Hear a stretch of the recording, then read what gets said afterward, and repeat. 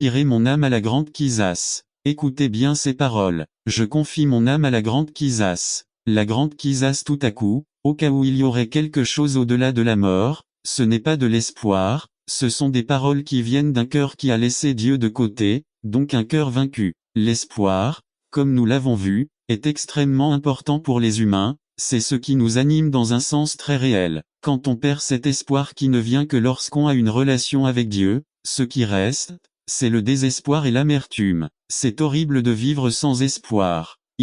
Espoir vivant. La Bible ne nie pas qu'il existe des gens qui décident de vivre loin de l'espoir. Mais en même temps, cela nous transmet un message très différent de celui que nous venons d'entendre de la part de ceux qui sont loin de tout espoir. Pierre dit, « Béni soit Dieu et Père de notre Seigneur Jésus-Christ, qui, selon sa grande miséricorde, nous a fait naître de nouveau pour une espérance vivante. » Le chrétien a une grande espérance, un espoir vivant. Quand nous lisons les paroles de ceux qui vivent sans Dieu, nous voyons qu'il y a un manque d'espérance, que le monde n'a aucun sens. Il y en a d'autres qui vivent loin de Dieu, même s'ils viennent peut-être à l'église, mais ils vivent vraiment leur vie comme ils l'entendent, ils vivent d'instant en instant, peut-être de danse en danse, de fête en fête en essayant de donner un sens à chaque instant. L'espoir n'est pas réel, il n'apparaît que par instant. En ce sens ils sont pas très différents des athées et de ceux qui ne croient pas en Dieu. Mais le chrétien est marqué par l'espérance qu'il a, c'est un point de vue positif. Nous avons un espoir vivant, dit Pedro. Et qu'est-ce qui qualifie cet espoir d'espoir vivant? Pierre nous dit par la résurrection de Jésus-Christ d'entre les morts. C'est grâce à la résurrection du Christ que nous pouvons jouir de cette espérance vivante dont parle Pierre. C'est l'événement le plus important du christianisme, ce n'est pas Noël, ce n'est pas la mort sur la croix. Conférences, ils parlent et ne font que parler. Les louanges au Père sont remplacées par des autopromotions, les prières d'autorité contre Satan sont remplacées par des arguments et des discussions d'assemblée. Le syndrome de Diotrephe a déjà touché de nombreux serviteurs qui ont oublié l'appel à la prière pour devenir leader de parole. Mais Diotrephe n'accepte pas notre autorité parce qu'il aime commander. C'est pourquoi, quand j'irai, j'attirerai son attention, car il raconte des ragots et des mensonges contre nous. Jean 9,10.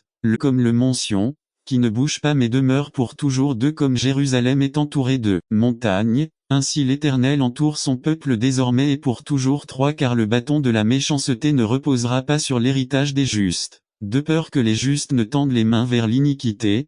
4 Fais du bien, Seigneur, aux bons et à ceux qui ont le cœur droit. 5 Mais ceux qui se détournent après leur méchanceté, l'Éternel amènera avec ceux qui commettent l'iniquité. La paix soit sur Israël. Jérusalem a été construite sur 3 montagnes. Dans le monde antique, une ville située sur une montagne présentait une forteresse presque parfaite. Il était très difficile, à l'époque d'avant les chars et les avions, de capturer une ville comme celle-là. Le psalmiste dit que, tout comme les montagnes protégeaient Jérusalem, Dieu protège son peuple. Quelle belle image que Dieu nous entoure, nous donnant la protection nécessaire. Dieu est et sera avec les bons. Il y a un autre psaume dans le groupe de psaumes que nous voulons examiner aujourd'hui. Le psaume 126 parle de l'époque de l'histoire d'Israël où son peuple avait été emmené en captivité vers des pays étrangers. Les traductions diffèrent selon que cet événement se situe dans le passé ou dans le présent. Mais il n'y a aucune différence en cela. Le psalmiste reconnaît la main de Jéhovah dans cet événement. Lisons quand le Seigneur ramènera la captivité de Sion, nous serons comme ceux qui rêvent d'eux, alors notre bouche sera remplie de rire, et notre langue de louange. Alors on dira parmi les nations, le Seigneur a fait de grandes choses pour elle. 3 Le Seigneur a fait de grandes choses pour nous. Nous serons heureux. 4 Ramène nos captifs, Seigneur, comme les ruisseaux du Négev. 5 Celui qui sème dans les larmes récoltera dans la joie. 6 Celui qui porte la précieuse semence marchera et criera, mais il reviendra avec joie, apportant ses gerbes. Tout dépend de Dieu. Le sort d'Israël ne dépend pas de la chance, mais de la main de Jéhovah. Jéhovah a fait de grandes choses pour nous. Telle devrait être la devise du peuple de Dieu. Ces 4 psaumes nous enseignent des choses importantes pour notre pèlerinage. Premièrement, nous devons nous rappeler que Dieu a toujours été avec son peuple. Il a toujours agi en faveur de son peuple. Nous pouvons regarder l'histoire et voir comment Dieu prend soin de son troupeau. Même lorsque nous oublions Dieu, Dieu ne nous oublie jamais. Deuxièmement, nous avons la promesse de Dieu qui sera avec nous dans le futur. Dieu n'est pas seulement un Dieu de l'histoire ancienne, il est le Dieu d'hier, d'aujourd'hui et de demain. Vous souvenez-vous des dernières paroles de l'évangile de Matthieu? Elles sont une promesse de Jésus-Christ. Voici, je suis avec vous tous les jours jusqu'à la fin du monde. Amen. Troisièmement, tout bien qui peut arriver dans notre vie vient du Seigneur. Quand quelque chose de bien nous arrive, nous devons reconnaître la main de Dieu. Nous devons lui rendre toute la gloire, toutes les louanges, tous les remerciements. Cela inclut notre salut. Puissions-nous ne jamais oublier que sans Christ nous n'aurions aucun espoir, que sans lui nous n'aurions pas de salut. Mes bonnes œuvres ne servent à rien. Je suis sauvé par grâce. Et enfin, nous devons garder les yeux fixés sur le Seigneur. Dans les mauvais moments, dans les bons moments, à tout moment, nous devons nous tourner vers le Seigneur. Nous sommes comme des serviteurs, attendant chaque parole de notre Seigneur. S'il s'agit d'une commande, nous l'exécutons immédiatement. Si c'est une bénédiction, nous la recevons avec humilité. S'il s'agit d'une correction, nous l'acceptons. En tout, nous nous tournons vers le Seigneur. Maintenant, je dois ajouter quelque chose. Certains se demandent, comment peut-on dire que le Seigneur est toujours avec nous?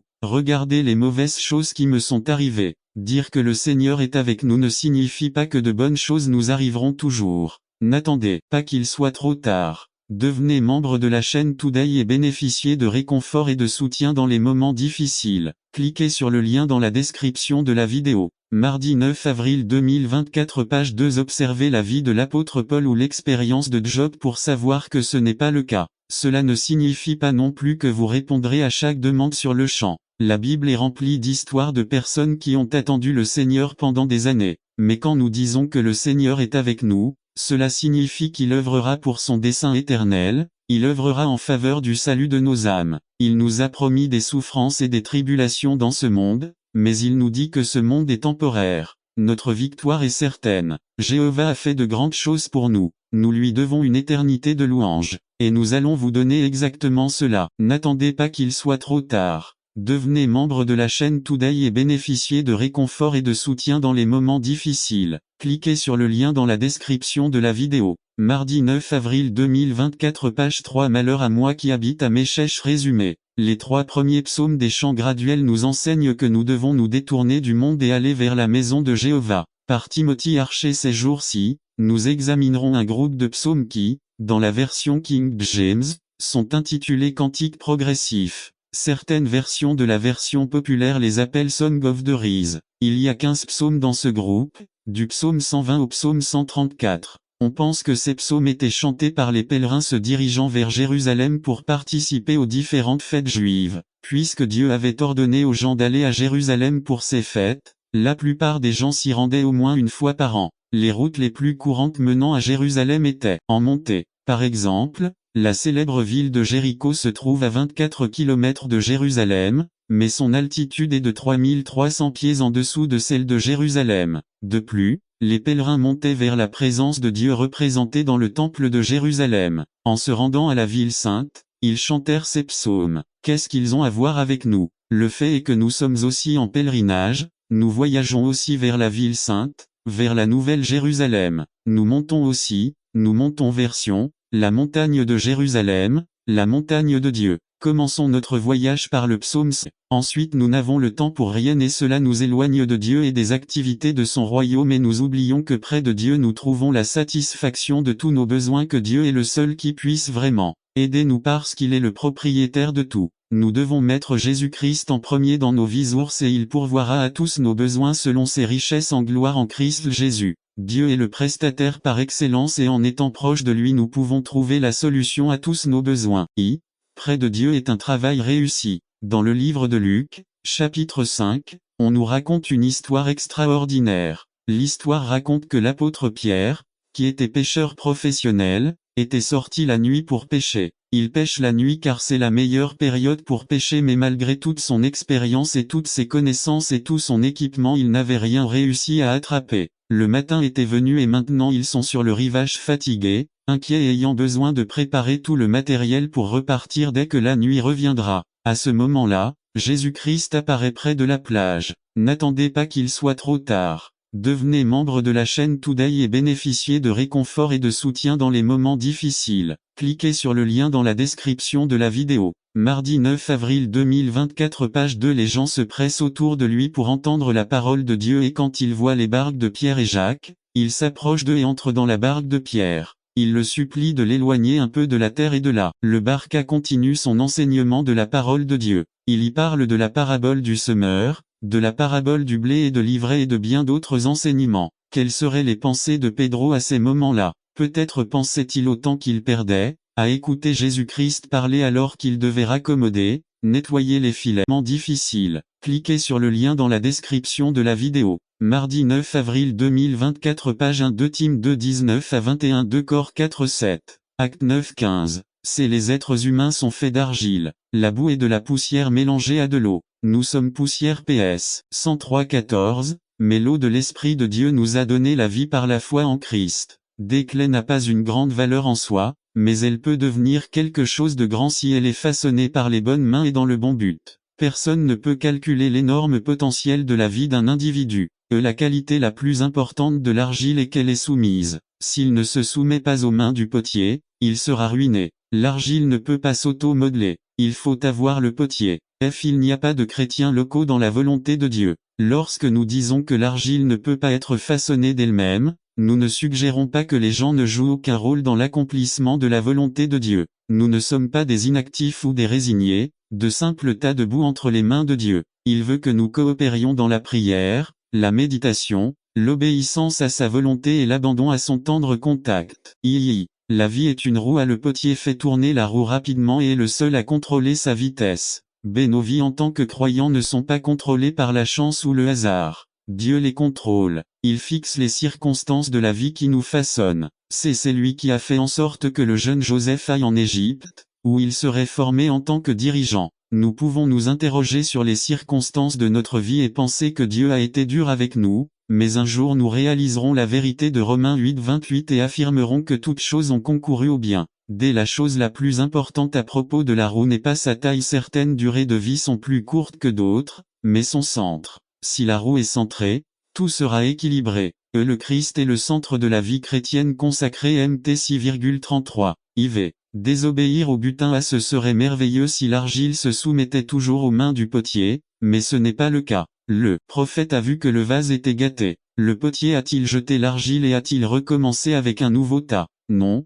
il a recommencé. C'est une image de la rébellion de l'homme et de sa restauration par la grâce de Dieu. Pourquoi la boue s'est-elle détériorée? Parce qu'il voulait ce qu'il voulait voir. 18 11 à 12. C'est combien de fois, en tant que chrétiens, nous gâchons nos vies en faisant nos projets en dehors de la volonté de Dieu. Si nous pouvions seulement voir le produit fini que Dieu a prévu, nous ne lui désobéirions jamais. C'est triste, mais nous pensons en savoir plus que lui sur la vie. Dieu dans sa grâce nous pardonne et nous recrée. Parfois, il utilise des tests difficiles pour nous amener à nous soumettre. Il a passé 20 ans à façonner Jacob, qui est finalement devenu un instrument utile. N'attendez pas qu'il soit trop tard. Devenez membre de la chaîne Today et bénéficiez de réconfort et de soutien dans les moments difficiles. Cliquez sur le lien dans la description de la vidéo. Mardi 9 avril 2024. Page 2G. Après avoir gâché leur vie, Dieu a donné à David, Jonas et Pierre une seconde chance. H1 1.9 est une merveilleuse promesse de pardon, mais ce n'est pas une excuse pour la désobéissance. La preuve et le four à Jérémie ne mentionnent pas le four du potier, mais il devait être là. Aucun récipient n'est utile à quoi que ce soit tant qu'il n'est pas passé au four. La chaleur donne à l'argile force et beauté, et augmente son utilité et sa valeur. La vie doit avoir ses fourneaux. Job est passé par la fournaise de la douleur. Job 23.10 et 1 Pierre 4.12 FF parle de la fournaise de la persécution. Les trois jeunes Hébreux furent jetés dans la fournaise et découvrirent que le potier était là avec eux dans le feu. DN 3:19 à 25. Dieu sait exactement à quel point il faut chauffer le four. Il sait exactement combien d'épreuves nous pouvons endurer. 1 Corps 10, 13. Les chrétiens qui ont vécu protégés, hors des fourneaux de Dieu, manquent de nombreuses bénédictions de sa grâce que reçoivent ceux qui ont accepté de souffrir avec Christ et pour lui. Lorsque des épreuves surviennent, nous devons nous abandonner au Poteur et lui permettre de faire sa volonté. Si le jugement et le vase brisé. Adam 19 1 à 13, Jérémie se rendit dans la vallée des enfants de Hinnom, un lieu que les Juifs consacraient au culte des idoles. Certains des rituels et demandent persévérance et continuité. Cet effort pour conserver, pour faire ce qui est en notre pouvoir pour maintenir l'unité, doit être ferme et cohérent. En d'autres termes, nous ne devons pas renoncer à maintenir cette unité du corps du Christ. Cela demande des efforts. Lorsque nous sommes en conflit avec quelqu'un, nous avons tendance à ne pas attendre qu'il soit trop tard. Devenez membre de la chaîne Today et bénéficiez de réconfort et de soutien dans les moments difficiles. Cliquez sur le lien dans la description de la vidéo. Mardi 9 avril 2024 page 3 abandonne trop vite. Autrement dit, nos tentatives de réconciliation sont très faibles. Parlant d'un conflit avec une autre sœur, une femme a dit au pasteur: « J'ai déjà essayé de me réconcilier avec elle mais elle ne voulait pas. » Le pasteur lui a demandé exactement ce qu'elle avait fait et elle a répondu bien après le service: « Je suis resté aux côtés de la sœur porte où elle devait sortir et je pensais que si elle voulait se réconcilier avec moi, elle avait dû me parler, eh bien, elle ne m'a pas parlé. » Le maintien de l'unité nécessite une forte dose de plans concrets pour être attentif aux éventuelles menaces contre l'unité. Et ce n'est pas facile. Cela nécessitera sûrement remercier Dieu pour les frères qu'il vous a donnés d'eux. Soyez réaliste quant à vos attentes. Après avoir appris quel est l'idéal de Dieu pour la vie de l'Église, il est très tentant de se laisser décourager par ce qui est réel dans l'Église. Cependant, nous devons aimer l'Église malgré ses imperfections. Un signe évident d'immaturité est d'aspirer à l'idéal tout en critiquant amèrement le réel. D'un autre côté, nous commettons également des erreurs si nous nous contentons de la réalité sans chercher à atteindre l'idéal. Le croyant doit vivre au milieu de cette tension. Je le répète encore une fois, il y a et il y aura des croyants qui nous laisseront tomber, mais cela ne doit pas être une excuse ou un obstacle pour ne pas les aimer. Mais au contraire, c'est précisément pour cette raison que nous devons les aimer davantage. Je pense que chaque église devrait mettre un panneau indiquant « Il n'est pas nécessaire d'être parfait pour faire partie de cette église. Ce lieu est ouvert aux personnes qui s'avouent pécheurs et qui ont besoin de la grâce et de la puissance de Dieu pour se transformer. » 3. Ne faites pas attention aux potins. Quand quelqu'un commence à nous raconter des potins, demandons poliment qu'il ne nous en dise pas plus, ou demandons-lui s'il a la permission de cette personne pour nous en parler. Les gens qui bavardent sur nous bavardent aussi sur nous-mêmes. Les gens qui bavardent ne valent pas la peine de faire confiance. C'est vraiment dommage que dans le troupeau du Seigneur, les plus grosses blessures ne viennent généralement pas des loups, mais des autres brebis. 4. Se mordre la langue pour ne pas faire des propos qui ne font qu'énerver un frère, ou pour mettre une queue sur lui et sur ses oreilles à des informations qui ne font qu'entacher le témoignage de nos frères dans la foi. Nous sommes les gardiens de nos frères et sœurs. 5. Faites une liste des personnes avec lesquelles nous avons le plus de difficultés à communiquer et anticipons d'éventuels moments de désaccord ou de conflit. Nous devons apprendre à planifier pour faire le bien. 6. Au lieu de critiquer, encourageons les frères. Il est plus facile de détruire que de construire. Je crois qu'un remède efficace contre la critique est de bien parler de ceux avec qui nous sommes tentés de critiquer. Grella, être béni par Dieu. Restez béni même dans un lieu de malédiction, même au milieu du problème, de la situation difficile ou de la dure épreuve, lorsque vous pouvez transformer la tragédie en triomphe. Ma main droite est ma plus grande bénédiction et sur ton deuxième fils parce que tu es resté debout et n'as pas bougé, affligé mais portant du fruit. Il voulait t'écraser et t'aigrir mais la main puissante de Dieu l'a transformé pour ton bien et pour sa gloire. Ce sont les bénédictions croisées. Dieu a croisé ses mains et vous a béni et grâce à cela vous en ressortirez plus loin, plus plein de sa puissance. Le mal se transformera en bien, le mal deviendra bien. Conclusion. Oserez-vous rendre grâce pour tout ce que vous avez vécu, pour ceux qui t'ont rabaissé, pour ceux qui t'ont blessé, pour les nuits de solitude et de larmes, pour les épreuves. Essayez-le, vous verrez comment un court-circuit se produit dans le monde spirituel et tout se croisera pour votre bénédiction.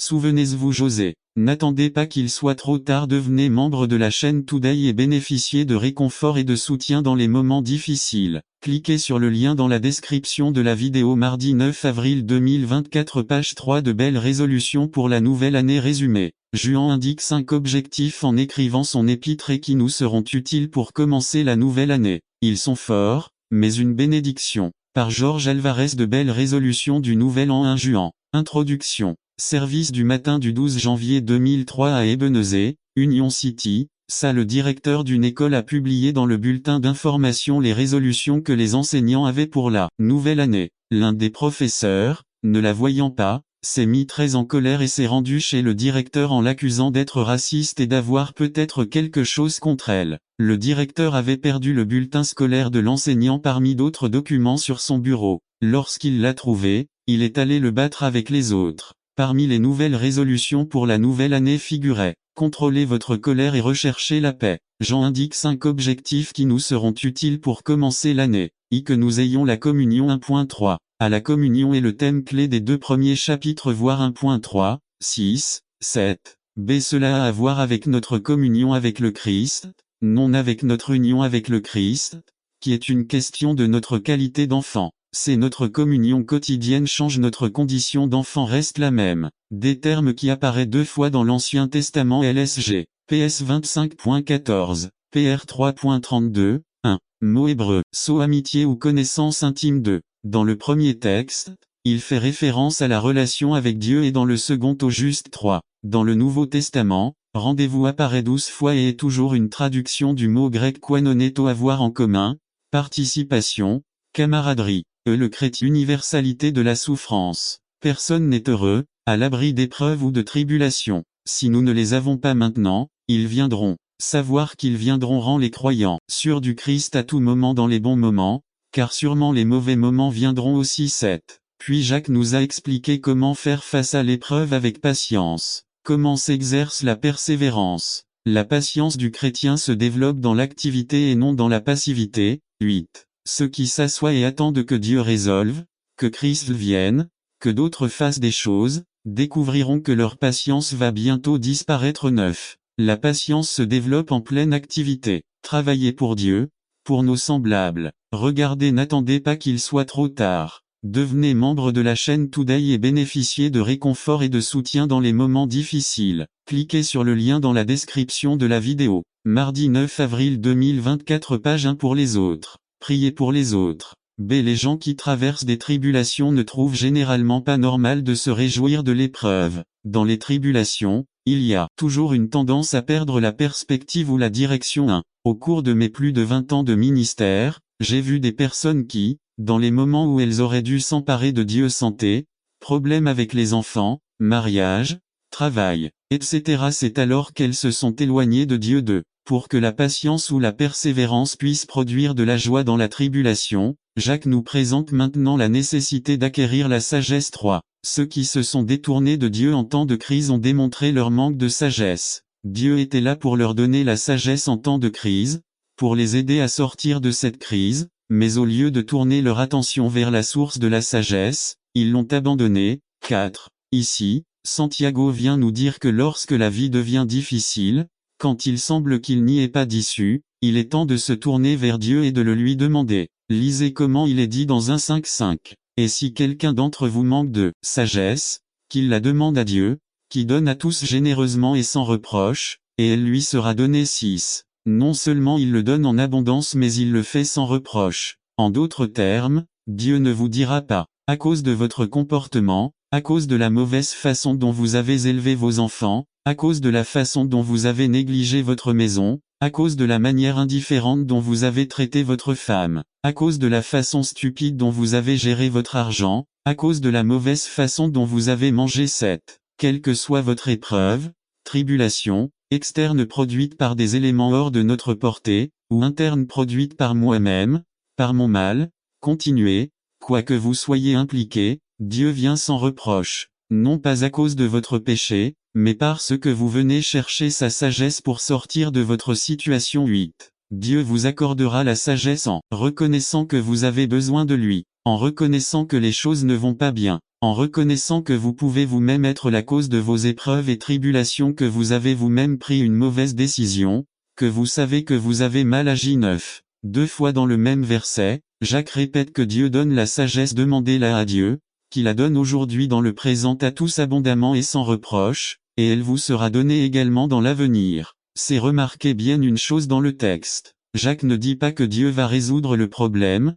que Dieu va nous sortir de l'épreuve actuelle ou que Dieu va éviter les tribulations futures. 1. Jacques nous dit que Dieu accordera la sagesse pour savoir comment vivre au milieu des épreuves et rester joyeux. C'est le contexte de compter toute votre joie lorsque vous rencontrez diverses épreuves. 1. Ce qui est fait est fait. Il existe des tests qui n'ont ni correction ni solution. Permettez-moi d'être parfaitement clair dans les problèmes conjugaux. Si mon indifférence, mon manque de démonstration d'amour, des années sans entretenir la relation, ou même ma propre ignorance en ne reconnaissant pas qu'une visite chez le médecin aurait pu résoudre le problème de mon impuissance ou ma frigidité, et n'importe laquelle de ces choses ont finalement amené mon conjoint à me rejeter définitivement. Ce qui est fait est fait. Et si mon conjoint ne veut plus rien de Dieu, mais que je cherche Dieu, même s'il est tard, Dieu ne résoudra pas forcément le problème. N'attendez pas qu'il soit trop tard. Devenez membre de la chaîne Today et bénéficiez de réconfort et de soutien dans les moments difficiles.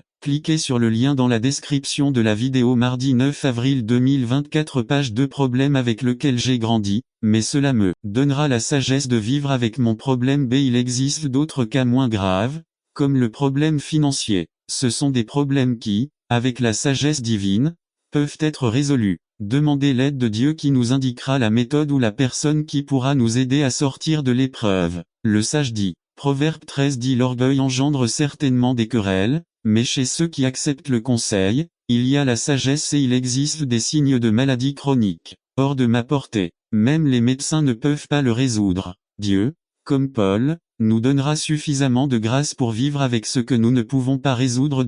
Quel est votre test? Quelle est ta tribulation? Qu'est-ce qui l'a causé ou qui l'a causé? Qui que ce soit, dit Jacques, demandez à Dieu la sagesse, il vous la donnera en abondance et sans reproche. 3. J'aime beaucoup ce sans reproche car nous, croyants, devenons trop souvent juges de ceux qui subissent des épreuves. On voit à la télé un pauvre gros homme qui ne peut même plus bouger, a-t-il demandé. Si ce pauvre gros homme demande la sagesse à Dieu parce qu'il reconnaît qu'il a eu tort, sans reproche Dieu promet de la lui accorder. 2. Qu'est-ce que la sagesse?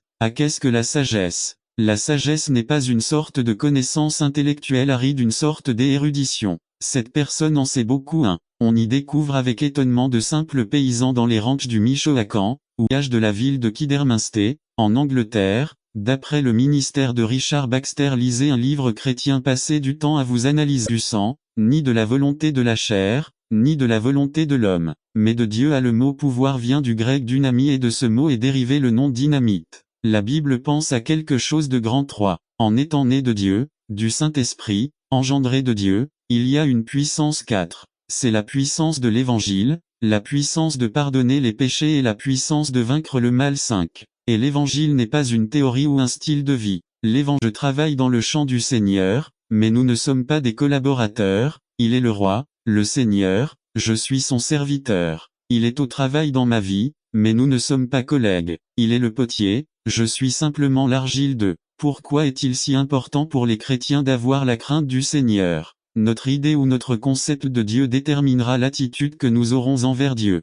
Cette attitude affectera par conséquent notre relation avec lui et influencera la façon dont nous agirons par rapport à lui et à tout ce qui a à voir avec son œuvre. Si nous avons la bonne attitude envers Dieu, nous découvrirons que la crainte de Dieu sera pour nous un lieu de bon sens. La crainte du Seigneur est le début de la sagesse. Proverbe 1, 7, 2, 5, 9 dit: n'attendez pas qu'il soit trop tard. Devenez membre de la chaîne Today et bénéficiez de réconfort et de soutien dans les moments difficiles. Cliquez sur le lien dans la description de la vidéo. 9 mars, avril 2024, page 2. Le palmier résumé. Le palmier nous aide à réfléchir sur les caractéristiques d'un croyant mature. Par José Cotto. Le juste fleurira comme le palmier, il poussera comme le cèdre au Liban. Psaume 92, 12. Nous voyons à travers les enseignements de la Bible, Dieu nous compare à beaucoup de choses. Par exemple, comme un serviteur cale pour les ruisseaux d'eau, la puissance du buffle, le sel, la moutarde, lumière, etc. Pourquoi? Simplement pour mieux comprendre ce qu'il attend de nous, puisque nous avons lu aujourd'hui que les justes fleuriront comme le palmier. Pour savoir pourquoi le psalmiste fait cette comparaison, regardons ses qualités. Sa croissance. Ils ne poussent jamais à l'état sauvage, mais doivent être plantés. Lorsqu'ils sont petits, ils nécessitent beaucoup de soins, ils sont complètement différents de tous les arbres parmi lesquels ils poussent. À la naissance, ils ont une colonne de tissu vivant dans le corps centre de son tronc, protégée par son écorce, qui peut être déchirée, blessée, battue ou coupée, et pourtant continue de croître vers le ciel, atteignant des hauteurs comprises entre 14 et 20 mètres. Il a une durée de vie de 100 à 200 ans. Bien que le vent ne le brise jamais. Croissance chrétienne. La réalisation de notre vie spirituelle est déterminée par notre croissance intérieure. Notre homme extérieur est comme l'écorce du palmier. Nous pouvons être maltraités et battus par diverses circonstances dans beaucoup de patience. Dans l'insomnie, dans le jeûne mais si notre intérieur est sain, rien ne peut arrêter notre croissance spirituelle. Utilisation du palmier. Il faut savoir que le palmier sert à plus de 200 usages, mais le dictionnaire biblique persan mentionne 360 utilisations, dont certaines sont du bois, des cordes, des tissus, des paniers, des nattes, des toits, des